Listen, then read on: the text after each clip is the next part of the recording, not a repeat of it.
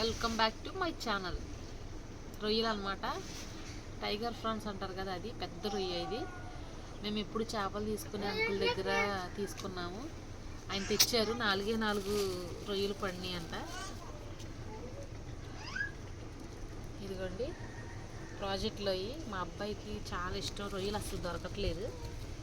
ఇదిగోండి ఎంత మట్టుకే ఇచ్చారా అంకుల్, పాపం ఎప్పుడు చేపలు తీసుకుంటారని ఎప్పటి నుంచో అడుగుతున్నాను, ఇచ్చారు ఆయన. ఇగోండి రొయ్యలు గుడ్లు ఉంటాయి కదా పిల్లలు, చూపిస్తాను చూడండి. ఇగోండి అమ్మ పిల్ల తగిలిందా, వెళ్ళి ఒకసారి. రొయ్య పిల్లలు అంటారు కదా, ఇగోండి రొయ్య పిల్లలు. నీళ్ళలో అయితే రొయ్యల పిల్లలు అయితే అయ్యి ఎక్కడ మామూలుగా అయితే అయితేగా గుడ్డు, అది రొయ్య గుడ్డు, అదే చేపల జంలాగా. ఇది చూడు ఎంత పెద్దగా ఉంది. 4 పిల్లలకి మట్టుకే సరిపోతే ఇది మొత్తం తీయాలా? తలకాయ తీసాను, అదే డొక్కు తీయాల.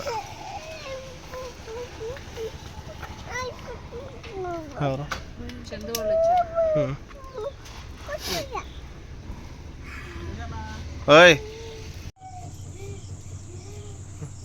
ఇదిగోండి అలాగ అయినాయి.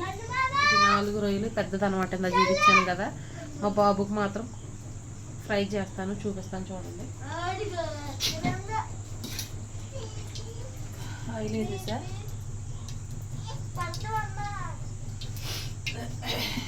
ఇదిగోండి మా ఆయన మాకు ఎప్పుడు నూనె ఇలా తెచ్చేస్తారు, 5 కేజీల డబ్బా, లేదంటే ఒక్కొక్కసారి డబ్బులు ఉంటే 9 కేజీల డబ్బా నూనె కొట్ల దగ్గర కొనుక్కొచ్చుకోము, ఒకసారి ఇలా తెచ్చుకుంటాం అన్నమాట. 5 కేజీలు ఇది.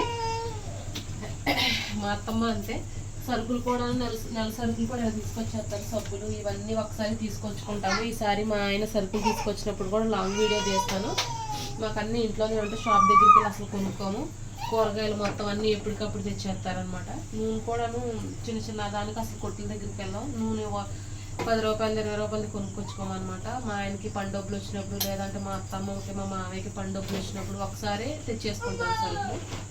ఇవ్వండి నూనె వేడెక్కింది, ఆయిల్ వేడెక్కిపోయింది, ఫ్రై చేస్తాను.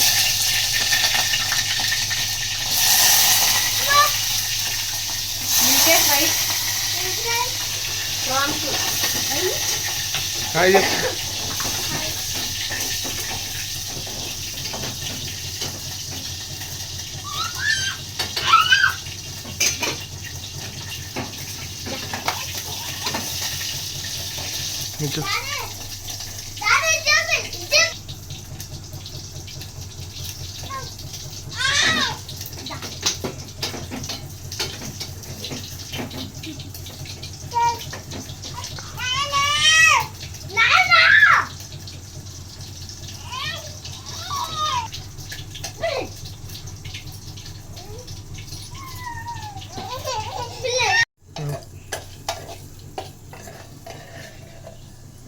ఇదిగోండి అయిపోయింది. ఎన్నో కాదు కదా, మా అబ్బాయికి మాత్రమే. అన్నం పెడతాను, అన్నం పెట్టి దాంట్లో వేస్తాను, ఓకేనా? కాదుతుంది ఎలాగా, ఇదిగో అన్నంలో వేసిస్తాను, నువ్వే తింది కదా, నీకు మాత్రమే 4 పీసులు, ఓకేనా? ఆకు